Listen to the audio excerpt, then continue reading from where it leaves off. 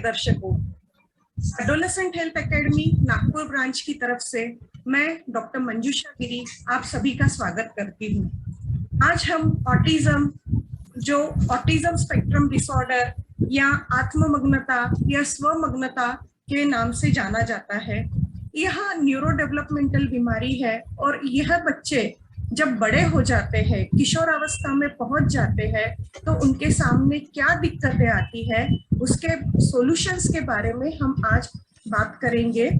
और जैसे कि आप सभी को पता है, ऑटिज्म स्पेक्ट्रम डिसऑर्डर के बच्चों को संवाद करने में दिक्कत होती है और इसी तरह इनमें व्यवहार या बात को रिपीट करना, बार बार एक ही बात दोहराना, अकेले रहना, उग्र व्यवहार करना, खुद को चोट पहुंचाना, तोड़फोड़ करना, अकेले में बड़बड़ाना या बुदबुदाना जिसे हम कहते हैं, चंचलता आदि समस्याएं पाई जाती है, जो किशोर अवस्था में थोड़ी बहुत मात्रा में बदली जा सकती है या बदलती है। लेकिन यह बच्चे उनके व्यवहार के बारे में हम क्या कर सकते हैं या उनके व्यवसाय के बारे में हम कैसे सोच सकते हैं, इसलिए हम जानकारी के लिए हमारे साथ जो जाने माने विशेषज्ञ है नागपुर के, जो न्यूरो डेवलपमेंटल पीडियाट्रिशियन है और एडोलेसेंट हेल्थ एक्सपर्ट्स है, उनके साथ हम चर्चा करेंगे। ये टीम में हमारे साथ हैं डॉक्टर निशिकांत कोतवाल, doctor Jaya Shivalkar, doctor Dinesh Saroj, doctor Pallavi Bapat और डॉक्टर लिनेश यावलकर। मैं आप सभी का स्वागत करती हूँ और हम अपने पहले सवाल की तरफ मुड़ेंगे। हमारे पास ओपीडी में यह सवाल है जया मैडम के लिए। जया मैडम, हमारे पास एक 15 साल का बच्चा आता है ओपीडी में और थोड़ा बहुत एजुकेशन ले लेता है, लेकिन उसका डायग्नोसिस पहले 3 साल के अंदर ही हो गया था कि उसको ऑटिज्म नामक बीमारी है। और जैसे कि मैंने पहले ही आपको सारे सिम्टम्स बताए हैं, वैसे कुछ सिम्टम्स है। तो ये बच्चा कहीं जॉब करने लायक होता है क्या, या इसके एम्प्लॉयमेंट के बारे में आप हमें क्या जानकारी दे सकती है? Over to you Jaya madam. नमस्ते, थैंक यू। हर पेरेंट के मन में ये सवाल हमेशा रहता है कि क्या मेरा बच्चा बड़ा होके इंडिपेंडेंट बनेगा? तो हाँ, जरूर बन सकता है अगर हम शुरुआत से उस दिशा में कोशिश करें। तो अगर आपका बच्चा थोड़ा बहुत पढ़ सकता है, लिख सकता है, तो जरूर वो कोई व्यावसायिक प्रशिक्षण ले सकता है और उसमें वो आगे बढ़ सकता है। 10th स्टैंडर्ड या 12th स्टैंडर्ड के बाद हमारे पास 2 ऑप्शन होते हैं कि क्या कॉलेज ज्वाइन करें या व्यावसायिक ट्रेनिंग ले। तो बच्चों का सामाजिक विकास देख के हमारे पास आजकल ऑनलाइन कोर्सेज का एक ऑप्शन अवेलेबल होता है। तो मैं डेफिनेटली रिकमेंड करूंगी कि आप आपके बच्चे को कोई ऑनलाइन कोर्स में एनरोल कर सकते हैं और साथ में उसका वोकेशनल ट्रेनिंग भी स्टार्ट कर सकते हैं, जिसको हम बोलते हैं व्यावसायिक प्रशिक्षण। इसके लिए 3 चीजें आवश्यक है कि आप बच्चे की रुचि देखिए किस चीज में है, उसके स्ट्रॉन्ग पॉइंट्स क्या है, उसके वीक पॉइंट्स क्या है और उसकी बर्ताव कैसा है। तो ये चीज का ख्याल रख के आप उसको व्यावसायिक प्रशिक्षण दे सकते हैं। 3 चीजें और ख्याल रखें कि जहां आप बच्चे को भेजते हैं वहां बच्चे की सुरक्षितता का ख्याल रखिए, वहां पे उसको कम्युनिकेशन स्किल्स डेवलप करके संवाद करने की ट्रेनिंग दीजिए और जहां वो जाने वाला है वहां का जो वातावरण है, वहां के जो लोग हैं, उनमें भी संवेदनशीलता और जागरूकता लाए ऑटिज्म के बारे में। ये पेरेंट्स की जिम्मेदारी होती है। तो आपका बच्चा वहां पे जरूर एक्सेप्ट होगा और एक स्वतंत्र स्वाभिमानी जिंदगी बिता सकता है। धन्यवाद। यानी ये बहुत ही पॉजिटिव बात है हमारे पेरेंट्स के लिए और हमारे बच्चों के लिए कि हाँ, उनका एम्प्लॉयमेंट हो सकता है। सिर्फ हमें कुछ बातें हमारे दिमाग में, जहन में रखनी चाहिए। हमारा दूसरा सवाल है डॉक्टर दिनेश सरोज को कि ठीक है, एम्प्लॉयमेंट तो हो गया बच्चे का, लेकिन वो इंडिपेंडेंट लाइफ जी सकता है क्या? Yes madam.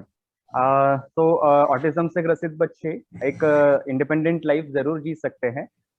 उन्हें सही समय पर उचित मार्गदर्शन की सहायता की जरूरत होती है। अपने दिनचर्या की बातें, जिसे हम एक्टिविटीज ऑफ डेली लिविंग भी कहते हैं, और सामाजिक व्यवहार की बातें like social interaction, and practical skills जैसे बस या ऑटो में सफर करना, दुकान से सामान लाना इत्यादि। इस तरह की बातों में ऑटिज्म के बच्चों को मदद की जरूरत हो सकती है, और इन बातों को लेकर के पेरेंट्स की ये जिम्मेदारी होती है कि बच्चों को मदद की जाए। तो इन तरीकों से अपन बच्चों को एक साधारण जिंदगी जीने में मदद कर सकते हैं। धन्यवाद डॉक्टर दिनेश। जैसे कि जया मैडम ने बताया कि एम्प्लॉयमेंट भी हो सकता है, इंडिपेंडेंट लाइफ भी जी सकते हैं, लेकिन हम डॉक्टर पल्लवी से जानना चाहेंगे कि हमें इसकी तैयारी कब से शुरू करनी है, कौन से एज से हमें शुरू करना है। ये बहुत ही महत्वपूर्ण सवाल है मैम। और जैसे कि हम बाकी बच्चों में भी करियर की बातें पहले से 8वीं-9वीं कक्षा से बात करना शुरू कर देते हैं, उसी तरीके से ऑटिज्म के बच्चों में भी 11-12 साल की उम्र में हम उन्हें घर से ही वोकेशनल ट्रेनिंग देने की शुरुआत कर सकते हैं।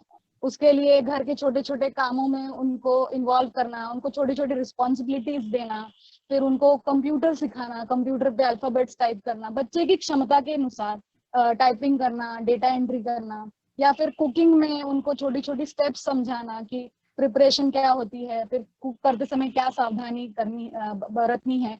इस प्रकार की छोटी छोटी एक्टिविटीज से हम घर से ही वोकेशनल ट्रेनिंग शुरू कर सकते हैं।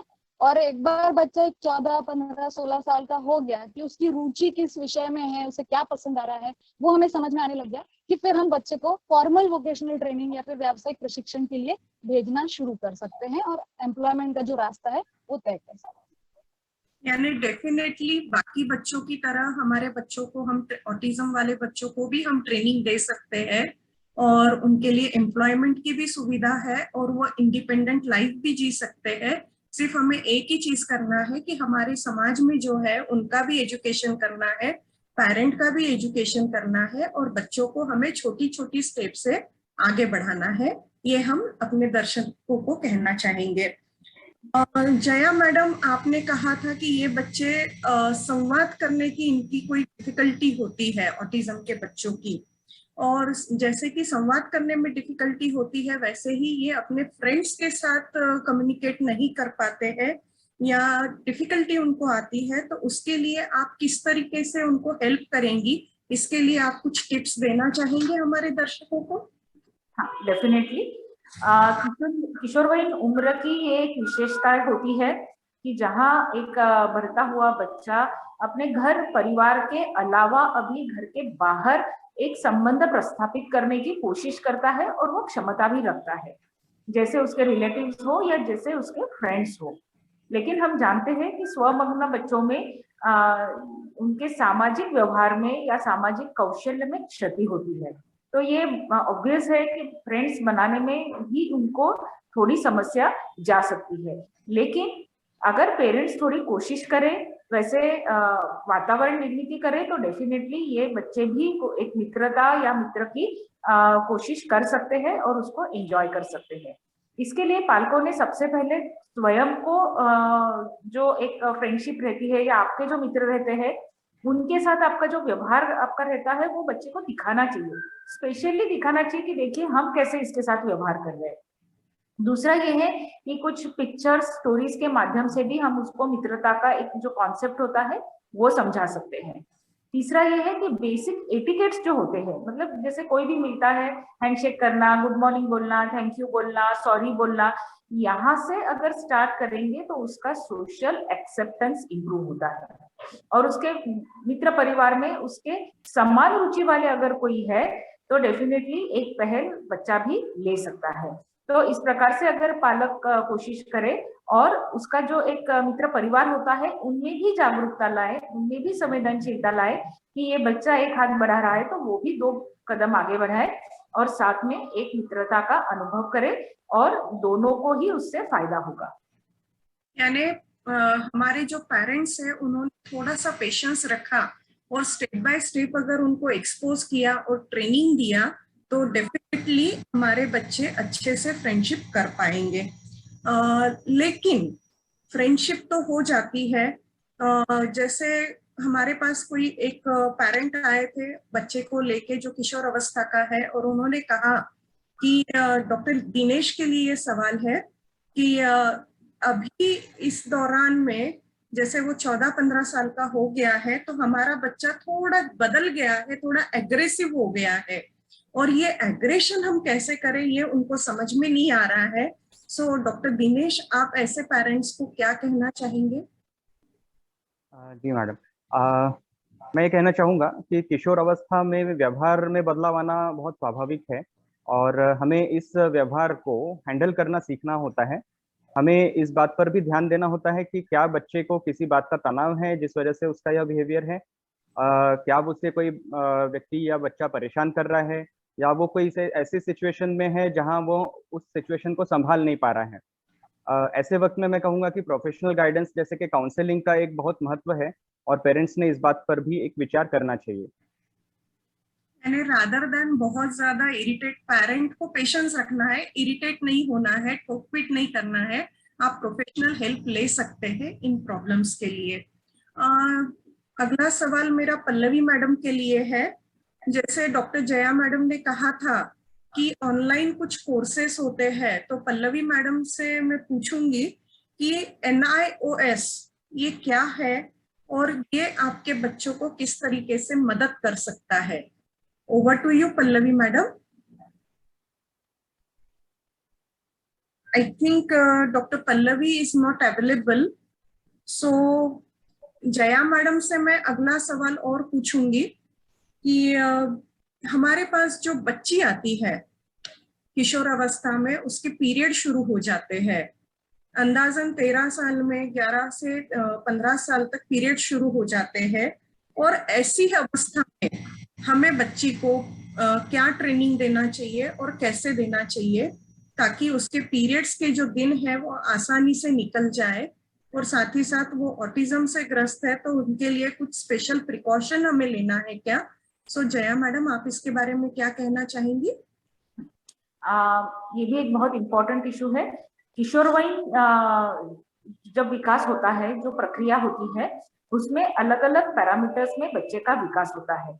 तो चाहे बच्चा ऑटिज्म से ग्रसित हो या बच्चे का बुद्धिआंक कम हो, लेकिन उसमें हार्मोनल डेवलपमेंट या जिसको अपन रिप्रोडक्टिव डेवलपमेंट बोलते हैं, वो तो नॉर्मल बच्चे जैसा ही होता है, जबकि वो प्रक्रिया समझने की इनकी क्षमता में जरूर क्षति हो सकती है।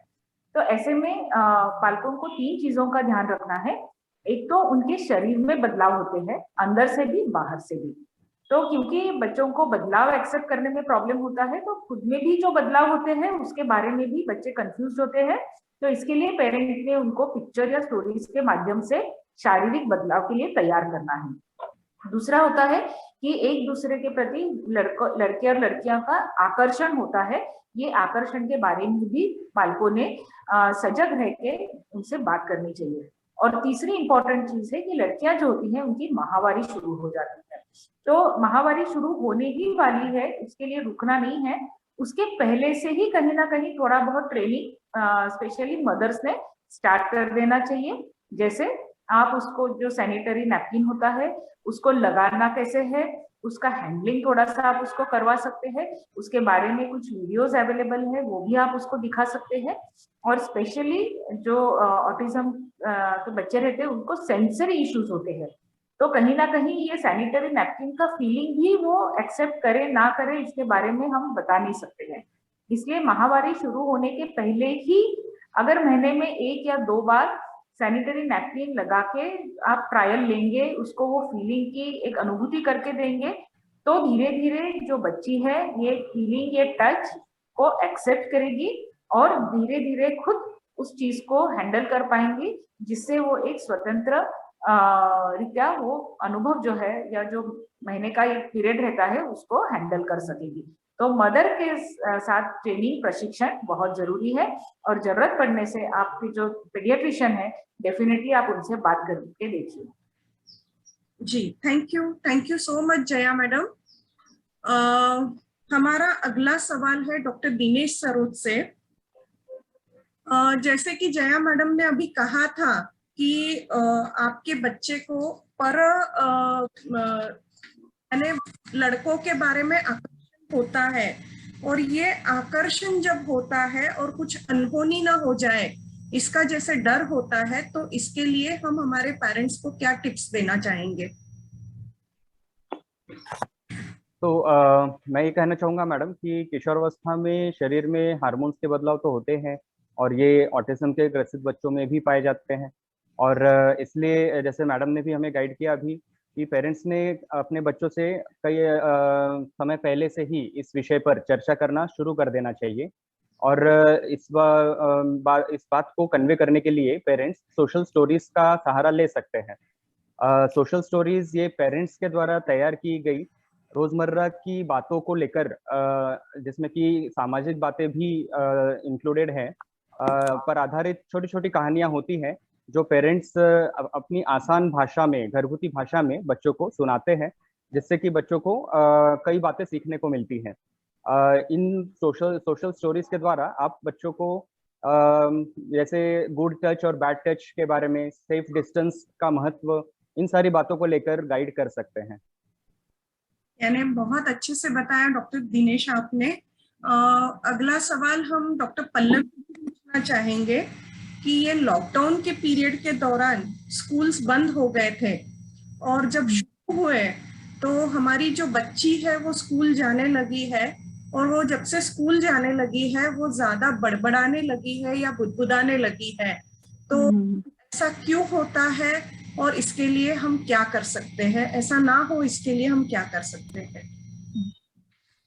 तो ऑटिस्टिक बच्चों में ये देखा गया है कि जैसे वो बड़े होते हैं, एडोलेसेंट होते हैं, तो उन्हें बाकी अलग मानसिक बीमारियों से भी जूझना पड़ता है, जैसे कि डिप्रेशन है, एंजाइटी है। और इसका एक कारण ये होता है कि ये बच्चों में ट्रांजिशन या फिर बदलाव स्वीकार करने की क्षमता जो है वो कम होती है। उन्हें बदलाव स्वीकार करना बहुत कठिन जाता है। और जैसे आपने कहा कि लॉकडाउन था तो फिर घर पे ही थे, फिर ऑनलाइन स्कूलिंग की आदत हो गई थी, और अब उसके बाद स्कूल वापस शुरू हो गई है। वहां जाना, सोशलाइज करना, बच्चों से बात करना, टीचर्स ने कमांड दिए हैं वो फॉलो करना, ये चीजें कठिन हो सकती हैं। फिर साथ ही साथ एडोलेसेंट एज ग्रुप में स्कूल में बुलिंग अगर हो रहा है, इस बच्ची को अगर परेशान किया जा रहा है, ऐसा कुछ हो रहा है, तो उसकी वजह से भी उसे वहां पे बहुत कठिनाइयां हो रही होंगी। लेकिन ऑटिस्टिक बच्चों को उनके एक्सप्रेशंस, उनके इमोशंस बताने में थोड़ी सी तकलीफ होती है। उन्हें वो राइट वर्ड्स या एक्सप्रेशंस नहीं इस्तेमाल कर पाते हैं, तो इस वजह से भी वो बता नहीं पाएंगे कि क्या प्रॉब्लम हो रही है। और ऐसी सिचुएशन में फिर जैसे आपने कहा कि बड़बड़ाना, पुटपुटाना, ये सारे प्रॉब्लम्स बढ़ सकती हैं। तो इसके लिए हमें तैयारी जो है पहले से ही शुरू करनी चाहिए कि जब भी कोई बदलाव आने वाला है तो उस बदलाव के लिए हम बच्चे को शुरू से बताने लगे। सोशल स्टोरीज जैसे डॉक्टर दिनेश ने बताया, उसका इस्तेमाल करके बच्चे को बताया कि वहां पे क्या क्या अलग चीजें होने वाली हैं, ऑनलाइन स्कूल और रोज के स्कूल में क्या फर्क होता है। दूसरा ये भी हम कर सकते हैं कि स्कूल में जाके स्कूल के टीचर से भी बात कर सकते हैं कि स्कूल में बिहेवियर कैसा है बच्चे का, क्या प्रॉब्लम्स हो रही हैं, कोई परेशान कर रहा है या फिर कुछ कम्युनिकेशन डिफिकल्टीज हो रही हैं क्या, इसके ऊपर भी हम टीचर से बात कर सकते हैं। और साथ ही साथ उन्हें अपने इमोशंस एक्सप्रेस करने का जो एक वेंट आउट करने का तरीका है वो हम ढूंढने की कोशिश कर सकते हैं। अगर बच्चे को आर्ट के माध्यम से वो हो पा रहा है तो आर्ट का इस्तेमाल करके, या फिर अगर हम कुछ गाइडेड सवाल बच्चे को पूछे और बच्चा जवाब दे पाए तो भी हमें उनके प्रॉब्लम्स के बारे में फिर पता चल सकता है और ये बिहेवियर फिर कम हो सकता है। ये तो हो गई हम क्या कर सकते हैं, लेकिन साथ ही साथ अगर कोई दूसरा ऑप्शन अगर हमें मिलता है जैसे NIOS, तो NIOS है और वो इस अवस्था में हमें कैसे हेल्प आउट कर सकता है, इसके बारे में भी आप कुछ बताना चाहेंगी? Surely surely. तो NIOS जो है वो national institute of open schooling है, और ये विश्व भर की सबसे बड़ी ओपन यूनिवर्सिटी है, और ये हमारे भारत देश की ही यूनिवर्सिटी है। और इसमें सबसे अच्छी बात यह है कि बच्चे के रुचि के हिसाब से, उसकी क्षमता के हिसाब से हम बच्चे के लिए कोर्स सिलेक्ट कर सकते हैं। उसमें विषय भी हम खुद देख सकते हैं कि बच्चे को क्या पसंद है। अलग अलग विषय जैसे गार्डनिंग है, आर्ट है, म्यूजिक है, क्राफ्ट है, ये भी विषय इस ओपन यूनिवर्सिटी में बच्चों के लिए है। और सबसे महत्वपूर्ण बात कि ये कोर्स बहुत फ्लेक्सिबल है कि बच्चा अपनी स्पीड से, अपनी क्षमता के हिसाब से इसको पूरा कर सकता है। ऐसा नहीं है कि एक साल भर में ही ये पूरा कोर्स खत्म होना चाहिए। एक एक पार्ट्स में बच्चा इसको कंप्लीट कर सकता है। और जैसे इसमें अलग अलग विषय होने की वजह से आगे वोकेशनल ट्रेनिंग के हिसाब से भी ये सारे विषय लेके उसी रास्ते में, एम्प्लॉयमेंट के रास्ते में हम बच्चे को केंद्रित कर सकते हैं। यानी बच्चे की स्पीड के हिसाब से, लर्निंग स्किल के हिसाब से और बच्चे के रुचि के अनुसार हम बच्चे को आगे डेवलप करा सकते हैं। सो हमारे अब सवाल डॉक्टर निशिकांत कोतवाल सर को हम बुलाना चाहेंगे, जो हमारे सीनियर है और एडोलेसेंट पीडियाट्रिशियन है। सो आप इन सब के बारे में थोड़ा सा संक्षिप्त में क्या बताना चाहेंगे सर? नमस्कार सर। सर आपकी अनम्यूट कीजिए सर। इन सब तज्ञ लोगों के सामने मैंने ज्यादा बात नहीं करना चाहिए कि यही एक लोग है कि जो ऑटिज्म वाली फैमिली की भावनाएं समझ सकते हैं। सबसे बहुत जरूरी है, मुझे लगता है, किसी भी बच्चे को इंडिपेंडेंट करने के लिए कि उसकी फैमिली की भावनाएं समझना, उसके जिस दौर से गुजरती है उस दौर को समझना। जैसे ही डॉक्टर लोग या डेवलपमेंटलिस्ट ये समझेंगे, उनको ज्यादा मदद कर सकते हैं, क्योंकि उन्हें सहानुभूति की जरूरत नहीं है, क्योंकि सहानुभूति है नेगेटिव इमोशन है, और उन्हें जो चाहिए positive emotion, that is empathization. Jaya ने बहुत अच्छे से बताया कि ऐसी सिचुएशन में आप अपने बच्चे को इंडिपेंडेंट कैसे कर सकते हैं। दिनेश ने बताया कि एडोलेसेंट चेंजेस में कैसे वो समस्याओं को का हल निकाल सकते हैं। मैं दिनेश का एक जो समस्या थी उसमें भी एक ऐड करना चाहूंगा कि जैसे हमने पहले से ही, अगर बच्चों को हमारे दोस्त कौन है, दोस्त क्या होता है, और टीचर और सोसाइटी, यानी सोसाइटी उनकी कौन सी होती है, तो usually school is a society, उसमें अगर वो पूरी सपोर्टिव रहे तो इन लोगों को, जैसे भी पल्लवी ने बताया, बुलिंग और या अदर थिंग्स का सामना करने में सावधानी होगी, क्योंकि ये बच्चों में ये समझना बहुत डिफिकल्ट रहता है कि कौन मेरा दोस्त है और कौन मेरा दुश्मन है। They can easily get carried away, because वो उनका थिंकिंग जो रहता है वो थोड़ा सा अलग रहता है। मैं ये नहीं बोलूंगा कोई भी चीज को कि किसी का कुछ भी चीज डिफेक्टिव रहता है, एक अलग से थिंक करना ये उनकी सोच रहती है। अगर हम बहुत पहले से ही बच्चों को, क्योंकि ऑटिज्म स्पेक्ट्रम डिसऑर्डर ये बहुत वाइड ये है, तो अगर मंजूषा इस बारे में भी अपने को बताना बहुत जरूरी है कि early diagnosis is the key and early acceptance is the key. जब हमारा अर्ली डायग्नोसिस होगा, early acceptance by the parents होगा, then only people can help you and you will accept all the help, like national institute से, अपन ने open university से कुछ कराना है क्या नहीं है, उनकी क्षमताएं और उनकी कमजोरियां ये हम समझ सकते हैं, और उनकी जितनी भी ताकत है वो ताकत को बढ़ावा देने के बाद नेचुरली कमजोरियां कम हो जाएगी। उनका बहुत बार प्रॉब्लम रहता है सोशल इंटरैक्शन। तो आपने बहुत अच्छे से बताया कि कोरोना के दिनों में अभी जब वो बच्चे जाएंगे तो उन्हें डर सा लगेगा। ये तो नॉर्मल बच्चे को भी लगने लगा है, मेरे को भी तो अभी बिना मास्क के पेशेंट आने लगे और कायदा भी नहीं है, तो मैं भी डर रहा हूँ।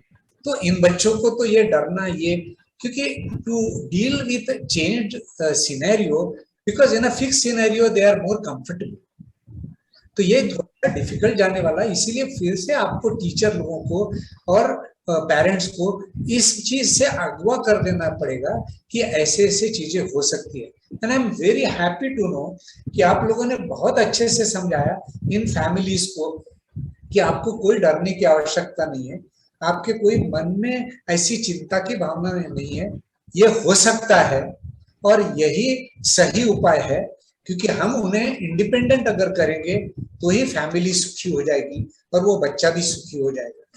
And one productive individual can be prepared from an autistic child also. Thank you. I will request Dr. Linesh to please go ahead with the vote of thanks. If there are no questions or the expert doesn't want to contradict my statement. Sir हम फिर से आएंगे नई समस्याओं के साथ और उनके समाधान के साथ। धन्यवाद डॉक्टर निशिकांत कोतवाल सर।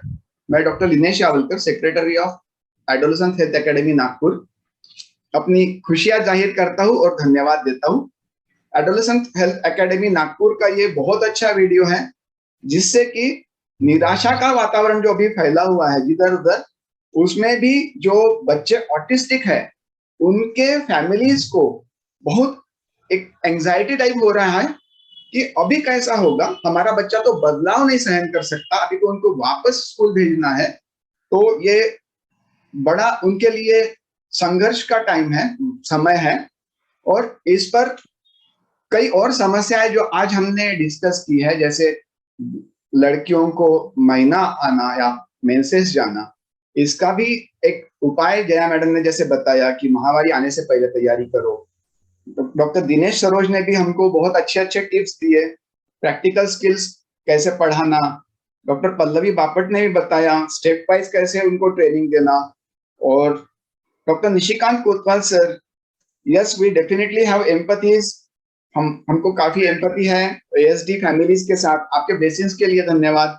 सारे एक्सपर्ट्स को, doctor Jaya Shivalkar madam, doctor Dinesh Saroj sir, doctor Pallavi Bapat madam, इनको भी धन्यवाद। और डॉक्टर मंजूषा गिरी मैडम, इन्होंने आज का बहुत अच्छा संचालन किया, जिसकी वजह से हमारा प्रोग्राम बहुत अच्छी तरह से लोगों तक पहुंचेगा, मैं ये आशा रखता हूँ। और सारी समस्याओं का निराकरण होने के कारण एक आनंद सा फैलता रहेगा अपने आसपास। और स्पेशली जो एडोलेसेंट एएसडी चिल्ड्रन है, उनके लिए काफी आशाएं पल्लवित होगी ये सोचकर। और इस आशा के साथ आज का वीडियो मैं बंद करता हूँ। Thank you everyone. हम और एक रिक्वेस्ट करना चाहेंगे कि ये वीडियो को आप जितना शेयर कर सकते हैं शेयर कीजिए, लाइक कीजिए एंड सब्सक्राइब कीजिए। हम जल्दी ही आपसे फिर से मिलेंगे। नमस्कार। नमस्कार। नमस्कार।